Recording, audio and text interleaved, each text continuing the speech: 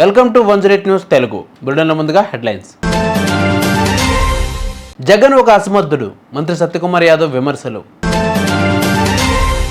తెలంగాణ కర్ణాటక కంటే తక్కువగా ఏపీలో మద్యం ధరలు, తుది దశకు చేరుకున్న ఏపీ లిక్కర్ పాలసీ. వైజాగ్ స్టీల్ను కావాలని నష్టాల్లోకి నెట్టేస్తున్నారు, ఏపీ సీఎం చంద్రబాబుకు రామకృష్ణ లేఖ. సైమా 2024లో తెలుగు సినిమాల హవా, అవార్డు విన్నర్ల జాబితాలు ఇవే. ఇటువంటి అసమర్థ వ్యక్తి వైఎస్ జగన్ ముఖ్యమంత్రి ఎలా అయ్యారని రాష్ట్ర ఆరోగ్య శాఖ మంత్రి సత్యకుమార్ యాదవ్ విమర్శించారు.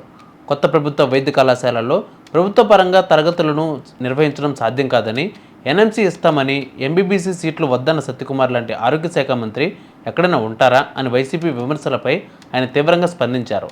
మోదీ ప్రభుత్వం మంజూరు చేసిన 17 మెడికల్ కాలేజీల నిర్మాణం మొదలుపెట్టి 4 ఏళ్లు నిండాయని రాష్ట్ర ఆరోగ్య శాఖ మంత్రి సత్యకుమార్ యాదవ్ తెలిపారు.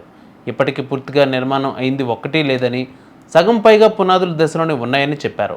కాలేజీ హాస్టల్ భవనాలు పూర్తి చేయకుండానే గత సంవత్సరమే ఆర్భాటంగా రాజమండ్రి వైద్య కళాశాల ప్రారంభించారని, ఈ ఏడాది 2వ సంవత్సరం విద్యార్థులకు తాత్కాలిక భవనాల్లోనే తరగతులను నడపాల్సిన పరిస్థితి వచ్చిందని వివరించారు. ఏపీ లిక్కర్ పాలసీపై కసరత్తు తుది దశకు చేరుకుంది. 2019 కంటే ముందున్న పాలసీని అమలు చేయాలని కూటమి ప్రభుత్వం నిర్ణయించింది. తెలంగాణ, కర్ణాటక రాష్ట్రాల కంటే తక్కువగా మద్యం ధరలు ఉండేలా ప్రణాళికలు రూపొందించింది. అక్టోబర్ 1వ తేదీ నుంచి కొత్త మద్యం విధానాన్ని అమల్లోకి వచ్చే అవకాశం ఉంది. ప్రభుత్వం ఆంధ్రప్రదేశ్లో అమలవుతున్న మద్యం పాలసీ ఈ నెలాఖరుతో ముగియనుంది. ఈ నేపథ్యంలో కొత్త లిక్కర్ పాలసీ రూపకల్పనపై కూటమి ప్రభుత్వం కసరత్తు వేగవంతం చేసింది.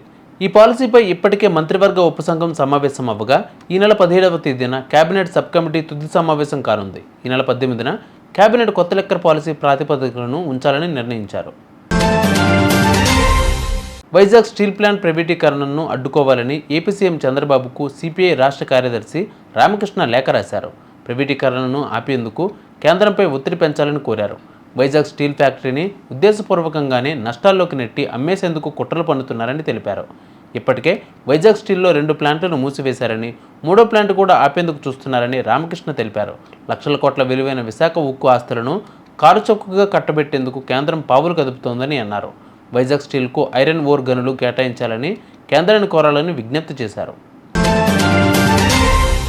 దక్షిణాది సినీ పరిశ్రమలో అందించే ప్రతిష్టాత్మక పురస్కారాల్లో టాప్లో ఉంటుంది సైమా.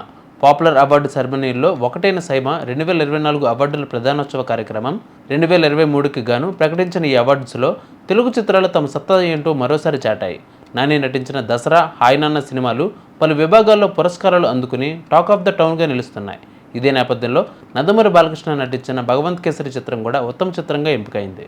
చూసారుగా ఇవాళ బులెటిన్ అప్డేట్స్. మరిన్ని అప్డేట్స్తో మళ్ళీ మీ ముందుకు వస్తాను. అంతవరకు కీప్ వాచింగ్ 108 న్యూస్ తెలుగు.